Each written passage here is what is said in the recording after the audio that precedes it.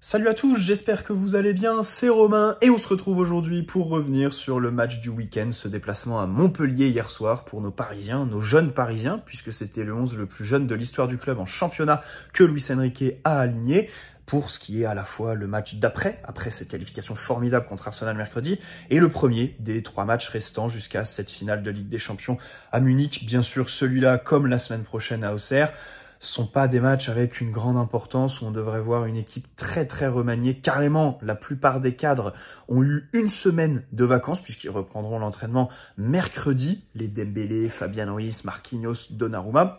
Et donc, on a eu pas mal de jeunes, de joueurs de rotation hier. C'est toujours intéressant de revenir sur leurs prestations et c'est ce qu'on va faire dans cette vidéo.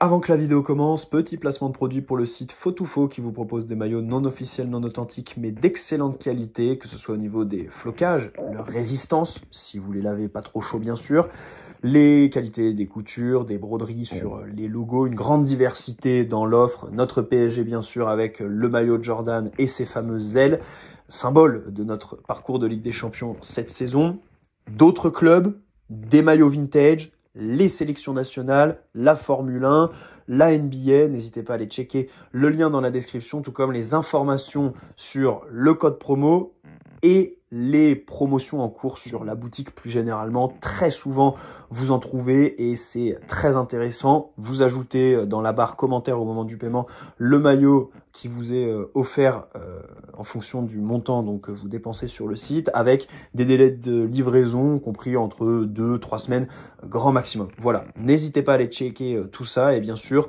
on les embrasse, c'est eux qui régalent. Alors, déplacement à Montpellier dans un stade très morose, une ambiance de cathédrale. Hier, on entendait un peu les ultra-parisiens qui faisaient des Luis Enrique, des hola à la fin sur l'espèce de passe à 10 très humiliante pour la 18e équipe du championnat. Déjà relégué, entraîné par Zoumana Camara, ça faisait bizarre de le voir sur le banc et pas au poste commentateur DAZN, avant-dernier match de la saison sur DAZN hier d'ailleurs. Et ça a été sur le terrain aussi un match un peu laborieux, notamment en première mi-temps, pour les Parisiens comme les Montpelliérains, parce que finalement, l'équipe de Luis Enrique était très remaniée. Techniquement, il y a des joueurs qui ont fait des premières mi-temps assez pauvres. Désiré Doué, Seny Mayulu a mis du temps avant de se lancer. Mais Montpellier n'a tellement pas su mettre en place ne serait-ce qu'une phase d'attaque placée, que je ne saurais vous dire quelle était la disposition voulue par Luis Enrique en fait pour son 11. Typiquement, qui était l'arrière droit hier? On n'a jamais vu Warren coulisser et vraiment se mettre dans cette position parce que Montpellier n'attaquait pas de manière durable. Enfin, ils nous prenaient dans l'axe sur des contres ou alors sur des coups de pied arrêtés, ils étaient un peu présents. Surtout, ils attaquaient aussi sur le côté gauche de Lucas Hernandez, Lucas Beraldo, le but de Koulibaly vient de là-bas et c'est vrai qu'entre Warren et Mayulu, on ne sait pas trop qui était l'arrière droit de Fortune hier parce que sur les joueurs qui ont eu des vacances, là, enfin j'appelle ça vacances parce que c'est vrai que c'est long, hein, je trouve ça quand même très long de leur faire reprendre l'entraînement que mercredi, eh bien João Neves n'a pas eu le droit à cet aménagement de calendrier alors que il était titulaire contre Strasbourg la semaine dernière, il a beaucoup joué, on sait aussi que c'est un joueur qui est fatigué assez rapidement dans un match, Joao, et je me disais, si il joue à Montpellier ce week-end pendant que les autres cadres sont en vacances, ça la fout mal. Au final, il n'a pas joué, tant mieux, parce que du coup, je me disais avec ce poste d'arrière droit laissé vacant complètement, et un Yoram Zag complètement délaissé. Ça, c'est pareil, quand je vois le 11, je m'attendais quand même à voir Zag. Et au final, bon, il est rentré sur la fin de match. L'entrée, il y a des choses à dire et on y reviendra. Mais il est encore bien au placard, quoi. Luis Enrique n'en veut plus, je crois que c'est assez clair. Cet été, il va falloir lui trouver un point de chute parce qu'il n'est pas titulaire, encore une fois. Hier, donc, espèce de 3-4-3 avec la première titularisation en Ligue 1 d'Arnau Tenas, qu'on n'avait pas vu depuis le fameux match à Epali où c'était un peu pas très académique, disons, pour lui. En défense, Tap qui enchaîne alors qu'il est dans une situation un peu compliquée contractuellement. Mais c'est vrai que Jamel, la source bien connue sur Twitter et encore plus fiable sur les jeunes, a précisé qu'en fait, Luis Enrique fait comme l'année dernière avec Mayulu. C'est vrai qu'il y avait Dortmund qui s'intéressait à Seny Mayulu l'année dernière sur la fin de saison et il met du temps avant de prolonger. Luis Enrique lui donne du temps de jeu pour justement que ça rentre en compte dans les négociations. Là, c'est un peu la même chose qui est faite avec Axel Tapp, donc accompagné de Beraldo dans l'axe et Lucas Hernandez au milieu de terrain, donc Warren, Lee, Désiré Doué et Seny Mayulu, et devant Ramos, 9, qu'on n'a pas vu de la première mi-temps, mais qui en deuxième par contre nous inscrit un triplé, dont un but absolument fantastique, magnifique. Barcola, qui était à l'économie, et Mbaye, qui s'est illustré par sa capacité à jouer sans ballon. Bon, début de match où globalement tu joues haut, c'est vrai, tu mets en place un pressing sur les 10 premières minutes, mais la plus grosse occasion, c'est le double arrêt de Tenas, qui est assez décisif. Et ensuite, ça se rééquilibre un petit peu. Tu peines à trouver la faille avec des joueurs qui techniquement n'y sont pas vraiment, peut-être aussi mentalement. Il y en a certains, tu te demandes s'ils voulaient jouer hier. Et au final, c'est en fin de mi-temps que tu lances ton match avec Mayulu, l'inévitable. C'est intéressant parce que lui, il fait partie des joueurs qui n'avaient pas très bien débuté et au final, il canarde à la 44e minute la cage de Lecomte sur une passe décisive. Je ne sais même pas si elle le sera attribuée par la Ligue, vu comment c'était pas voulu, quoi, de Warren.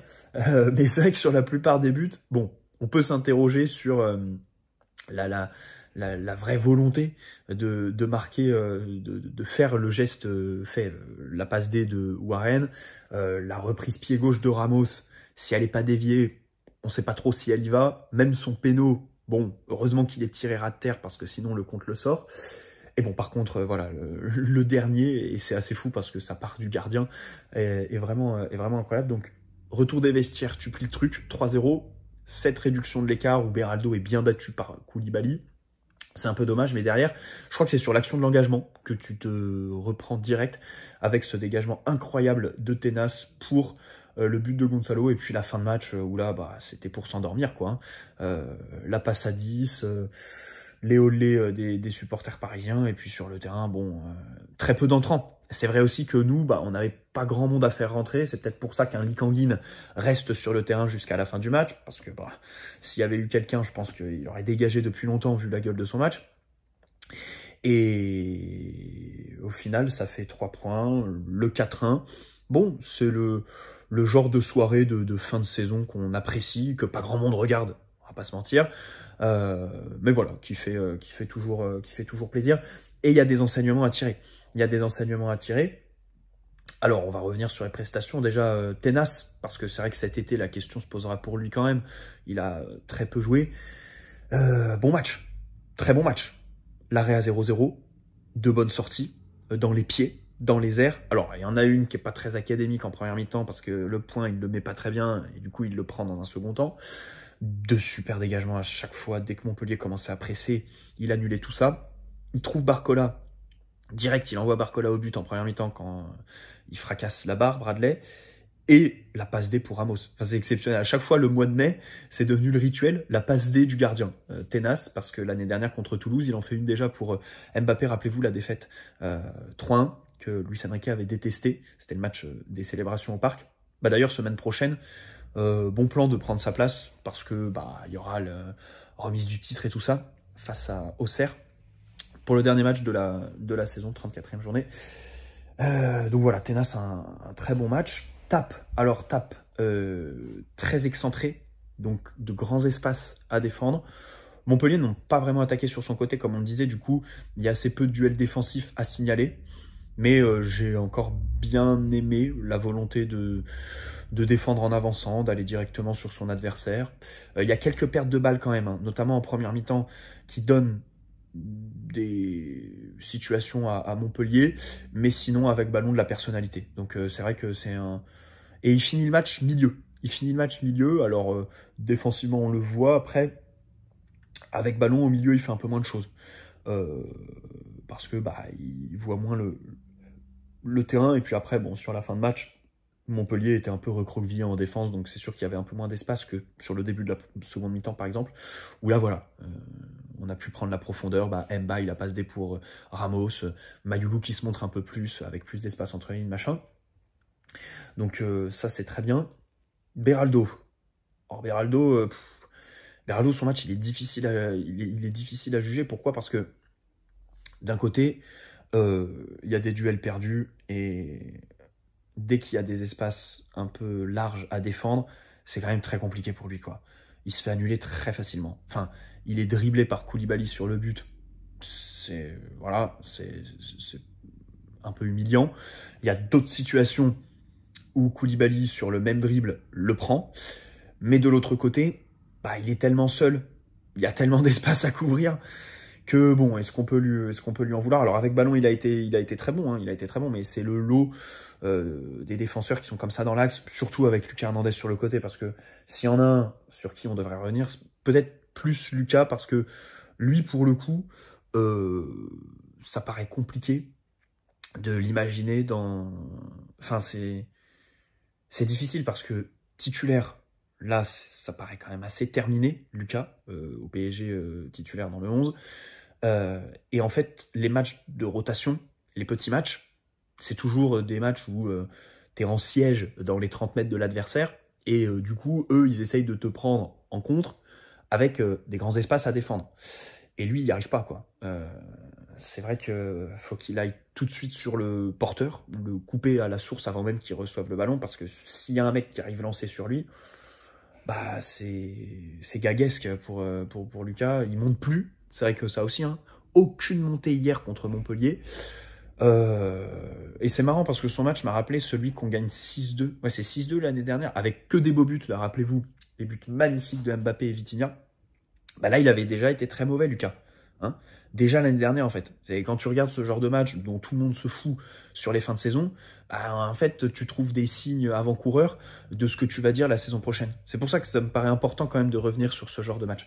Parce que c'est vrai que voilà, l'année dernière, c'était pire que cette année. Donc peut-être qu'il y a eu une progression. Mais Montpellier était tellement faible. Et le voir en difficulté aussi souvent, c'est compliqué, quoi. C'est 15-20 millions de salaire, quoi, encore une fois, Lucas. Donc bon, si l'appel de l'Arabie Saoudite sonne, il faut vraiment décrocher, quoi. Au milieu, Warren, il y a un bon retour dans la surface en première mi-temps. Défensivement, il est tonique sur les appuis, il est présent, il n'y a pas trop d'erreurs. Il met de la bonne volonté. Avec ballon, alors parfois c'est un peu frustrant, mais c'est lui qui envoie Mbaye sur son duel avec Lecomte en première mi-temps. Donc ça fait plaisir de voir Warren lancer dans la profondeur. Quelques renversements aussi. Bon, un bon match sans plus, mais un bon match. Je trouve peut-être qu'au milieu, bah oui, au milieu non, le meilleur c'est Mayoulou, ensuite Warren, ensuite Désiré et ensuite Lee. Revenons sur Lee quand même. Qu'est-ce qu'il foutait là? Et je me faisais la réflexion hier, mais finale de Ligue des Champions. On est en prolongation. T'as un milieu qui a des crampes qui peut plus continuer. Tu fais rentrer Lee ou tu fais rentrer Mayoulou? Bah, pour moi, peut-être que Mayoulou est devant Lee, en fait, dans la hiérarchie des remplaçants pour rentrer sur cette finale de Ligue des Champions. Parce que Lee, hier, il touchait le ballon, il en faisait trop, il n'y avait aucune inspiration. Il y a juste un bon centre pour Mbaye à un moment donné, que Mbaye gâche un peu parce qu'il ne le sent pas très bien. Mais sinon, il n'y a rien, quoi. Il n'y a rien dans son match. Trop de touches de balle. Et même le body language. Le mec, t'as l'impression qu'il ne veut pas être là, quoi. Et ça, quand t'es joueur de rotation au PSG, bah, c'est dans ce genre de match que tu gagnes des points, en fait. Donc ça pose de vraies questions pour cet été. Parce qu'on sait que cet hiver, il y avait les rumeurs comme quoi Arsenal s'y intéressait. Et que lui écoutait un petit peu ce qui se passait sur le marché sur son cas. Voilà. Donc, bon, c'est vrai que Lee, le match hier m'a vraiment déçu. Voilà. Désiré Doué, alors il va chercher le péno. C'est marrant parce que c'est un moment où il s'enferme un peu dans ses dribbles et il prend une semelle qui est un peu sale sur la cheville à un moment donné. Et du coup, je me dis, arrête de faire ça, tu vas aller chercher la blessure bête, joue plus simple et voilà, va à l'essentiel. Et au final, bah, sur la même action, enfin, il prend une semelle et ensuite il y a Ferry qui va le gêner sur sa frappe et donc ça fait penalty, donc tout l'inverse, quoi, en fait. Le fait d'aller chercher les contacts et tout ça, eh bien, il va nous chercher ce penalty. Donc, bon, il est décisif. En première mi-temps, bon, ça a été un peu compliqué, c'est vrai qu'on ne le voyait pas vraiment, mais il se donne. Et autant offensivement que défensivement, son apport, tu vois, il y a des trucs concrets par rapport à Ali. Des séries de dribbles, de bonnes passes, et puis une bonne volonté générale, tu vois. Donc voilà, c'est vrai que on a un joueur qui est quand même un titulaire régulier, et globalement du 11 hier, bah, c'est probablement le seul qui sera titulaire sur la finale de LDC. Bon, on verra, on a le temps de reparler de tout ça. Et enfin Mayoulou, bien sûr. Mayoulou qui, alors, début du match, c'est vrai qu'il était un peu... bah en fait, bon, c'était une physionomie où tu as l'adversaire en défense qui t'attend, très peu d'espace, donc toi, tu vas essayer de faire des dribbles, des différences tout seul, machin, un peu compliqué. Donc il perd des ballons, il s'empale dans les adversaires après une série de dribbles, voilà. Et ce but magnifique, voilà, cette frappe où tu entends le bruit de la cage, bah en Ligue 1, il n'avait pas marqué depuis... C'était contre Strasbourg qu'il avait marqué, je crois, si je dis pas de bêtises. Strasbourg ou Angers, en novembre? Ah, je sais plus. C'est le 4-2 contre Strasbourg ou le... On avait mis combien à Angers? 4-0? Non, peut-être 6. Oh, je me souviens plus. Non, on avait mis 4 à Angers, je crois. Voire peut-être même 4 en une mi-temps. Et c'était Asensio, je crois, qui avait brillé ce soir. Bref. Donc ce but avec la passe des non voulus de Warren, et en plus il est au début de l'action Mayoulou parce que c'est lui qui récupère le ballon, machin, donc ça fait vraiment plaisir pour lui de le voir marquer comme ça. Et après son match était lancé. En deuxième mi-temps, il a été beaucoup plus présent, il lance Mbaye plusieurs fois dans la profondeur, mais même en première, à un moment il lance Mbaye dans la profondeur, donc ça fait plaisir de le voir dans ce registre-là, parce que d'habitude, on loue sa capacité de déplacement, que ce soit entre les lignes, ou alors dans le demi-espace, entre le central et le latéral, même des appels en profondeur. Et là, bah, on l'a vu servir les appels de ses partenaires. Donc c'est vrai que c'est une petite innovation, et plus dans le jeu de passe, ça fait très plaisir, et globalement, c'est vrai que son cas, alors déjà, sur la finale de Ligue des Champions, il y a moyen qu'il rentre, vraiment. Et ensuite, il envoie... J'aime beaucoup cette trajectoire parce qu'elle envoie un super message aux autres jeunes, en fait. C'est-à-dire, soyez patients. Au début, vous aurez peu de temps de jeu. Vous ne jouerez pas à votre poste. Parce que bah, l'année dernière, ses premières rentrées, c'est en ailier gauche, machin. Enfin, c'est... d'ailleurs, contre Montpellier, le match 6-2, je crois qu'il rentre, il est ailier gauche. Prenez votre temps, voilà, et ensuite, si vous faites de bonnes entrées, machin, Luis Enrique vous donnera du temps de jeu, et aujourd'hui, voilà, il joue dans le cœur du jeu, il a des libertés de déplacement et tout ça, des responsabilités avec le ballon, et il fait de très bons matchs. C'est une trajectoire qui est pas linéaire, mais doucement mais sûrement. Voilà, tout simplement pour résumer la progression de Mayoulou, qui va prendre... Alors on va voir, hein, si l'été prochain on se décide de recruter sur ce côté, enfin ce demi-espace droit, hein. C'est vrai qu'on les Akliouche et tout ça, c'est pour ces zones-là. Après, pour moi, si on recrute un joueur, voilà, Akliouche machin, ce serait pour faire partie, dans le cadre d'un départ de Lee au préalable, tu vois, auquel je suis absolument pas opposé, hein. Les ventes de maillots, ça, je m'en tape un peu, quoi. Donc, c'est vrai que là-dessus, les Axel tapent, voilà, justement, sur sa prolongation. Mbaye, qui est très jeune, hein. Mbaye, il est jeune, il faut toujours se... Enfin, quand on analyse, on va passer à Mbaye, mais quand on analyse ses matchs, il faut toujours garder en tête que le garçon, rien que le fait qu'il soit titulaire, en fait, c'est exceptionnel. Voilà, le fait qu'il soit là sur le terrain, c'est exceptionnel. Alors après, c'est vrai qu'avec ballon, il y a des tergiversations, il y a 2-3 petits ajustements, mais hier, c'est vrai qu'il se lâche un peu. On l'a vu plus sur son jeu sans ballon, hein. Beaucoup de prises de profondeur, et c'est bien, parce que c'est ce que le match demandait. T'as une équipe qui est un peu dans un faux rythme, pas grand monde ne bouge, les mecs ils sont là, mais ils sont pas là, et toi, tu fais des appels tranchants, profondeur, en plus, t'es servi, c'est vrai que tout le monde cherchait vraiment à le servir, Mayoulou, Warren à un moment, donc ça c'est vraiment bien. Et il fait une passe D pour Gonzalo Ramos. Et oui, en deuxième mi-temps, donc il a été décisif, ça fait plaisir. Il aurait pu marquer, hein, il a eu des occasions, il y a eu du concret. Son face-à-face avec le Comte sur une prise de profondeur. Le centre de Lee, qui le reprend pas très bien, je crois même qu'il le reprend pas. Il y a une autre action aussi où il glisse un peu, donc ça fait vraiment plaisir. Voilà, de voir Mbaye rajouter un peu de concret dans ses matchs, même si tout n'est pas parfait. Et avec ballon, voilà, faut rajouter... un peu plus de de concret dans les dribbles, dans les passes. Donc tout ça reste quand même de très bon augure pour lui. Gonzalo Ramos, donc titulaire en 9. Bah, c'est marrant parce que hier, les joueurs qui ont gagné le plus de points, c'est dans les deux surfaces. Tenas et Ramos. Et bon, Mayulu au milieu, mais voilà, j'ai envie de dire, c'est assez logique. Ramos, sa première mi-temps, est compliquée. Hein, c'est le genre de buteur, bah voilà, dans ce genre de match, bon, tu le vois pas parce que quand l'équipe en face est fraîche, défend, regroupé machin, le seul truc qu'il a à faire, c'est décrocher, et encore, ça sert pas à grand-chose. Donc c'est vrai que tu le vois juste, si, il repousse bien un corner à un moment donné, premier poteau, il est là défensivement, mais sinon, bah voilà, il n'y a pas d'action. Après, en deuxième, bah là, il se libère complètement. Alors, son premier but, encore une fois, hein, la reprise pied gauche, je sais pas si elle va dans les filets, si elle n'est pas détournée. Le péno, bon, voilà, hein, il est tiré, c'est bien, hein, mais il n'est pas très très bien tiré. Par contre, le dernier, voilà, il faut avouer que c'est absolument extraordinaire de le voir déjà. Au-delà de la frappe qui est limpide, pure, exceptionnelle, dos au but, la capacité à contrôler, se retourner comme ça, mais on ne le voit pas faire ça. Quand il décroche, il ne le fait pas. Quand il décroche, c'est pour faire un vieux contrôle et une passe, voilà, tout de suite, tu vois.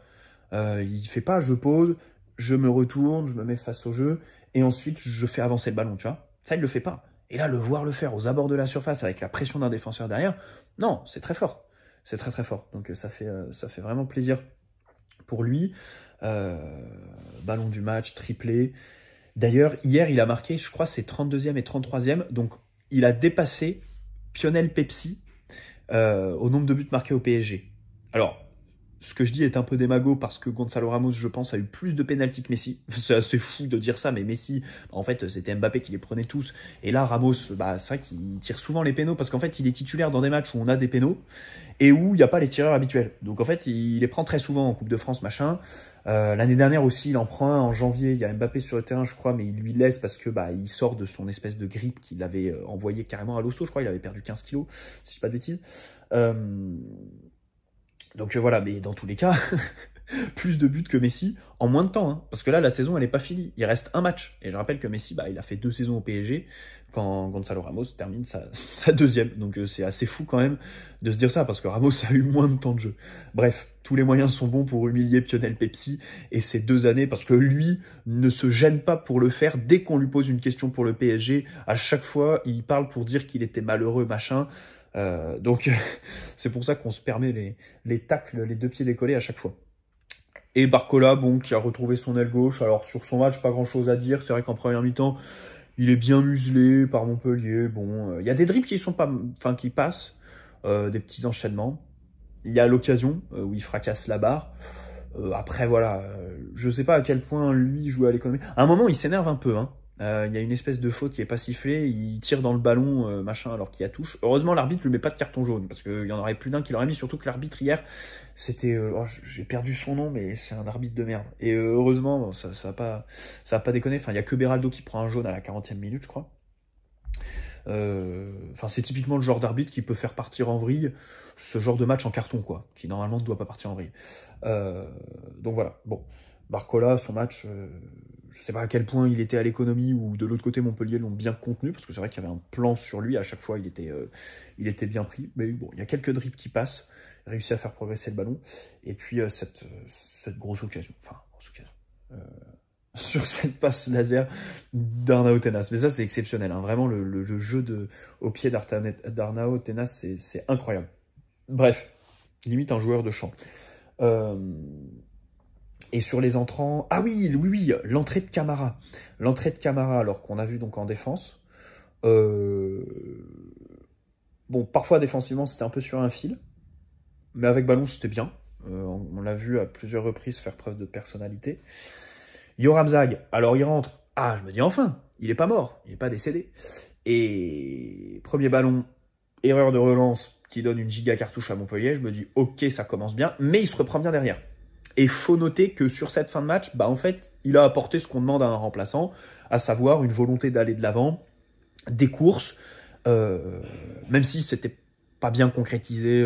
Bon, dans les enchaînements techniques et tout ça, c'était pas trop ça. Mais c'est Zag, en fait. Hein. Il se donne beaucoup, mais il a pas le niveau. Donc, bon, il va se trouver un club cet été, terminé.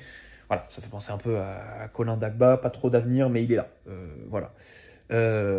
Et autres entrants, bon, les autres, les autres, j'y pense pas. Camara rentre à la place de Doué. Je crois qu'il n'y a pas d'autres entrants en fait. Donc, non, pas grand chose d'autre à dire. Voilà, bah, on a fini sur le match de ce week-end. Bon, les jeunes ont gagné quelques points. Peut-être que Mayulu a bousculé la hiérarchie. Lee n'en a pas gagné. Ramos un petit peu, même si je le pense quand même condamné. Et Lucas Hernandez, ça c'est de plus en plus compliqué. C'est vraiment de plus en plus compliqué. Même Beraldo doit faire attention, hein, parce que si on recrute un central droit, enfin je pense que c'est ce qu'on va faire, il va falloir faire gaffe parce que ça parle aussi de quelqu'un à gauche. Hein. Ça parle aussi de recruter un central gauche, mais bon, ça je pense qu'il faudrait faire partir 2 défenseurs au minimum. Et pour moi, Kimpembe et Lucas restent quand même devant Beraldo parce que il y a très très peu de perspectives avec eux, quoi. Et plus le temps passe, plus ils sont complètement dévalorisés sur le marché et tout ça. Bref, et ils coûtent très très cher aussi à sa différence. Bref. Bon, bonne soirée à tous, enfin bon dimanche. Dans la semaine, on essaye de faire une vidéo mercato. Hein, et puis du coup, le week-end prochain, il y aura le match à Auxerre. Je sais pas si on le débriefera tout de suite après. Mais je trouve ça cool, les débriefs qu'on fait pas à chaud. Parce qu'en fait, je regarde les matchs le lendemain. Et en fait, quand je regarde les matchs 2 fois, c'est trop bien. D'habitude, je le faisais que pour la Ligue des Champions. Et c'est vrai qu'en fait, même sur les matchs de Ligue 1, même encore plus sur les matchs de Ligue 1, parce que t'es forcément moins concentré quand tu le regardes en direct. Enfin là, hier, je l'ai regardé et en fait, à 23h, j'étais fatigué, machin. Et j'ai pas eu la foi de faire le débrief. Et au final, ce matin, j'ai regardé et t'es beaucoup plus frais, tu retiens beaucoup plus de trucs. Et enfin voilà, je vous invite à revoir les matchs.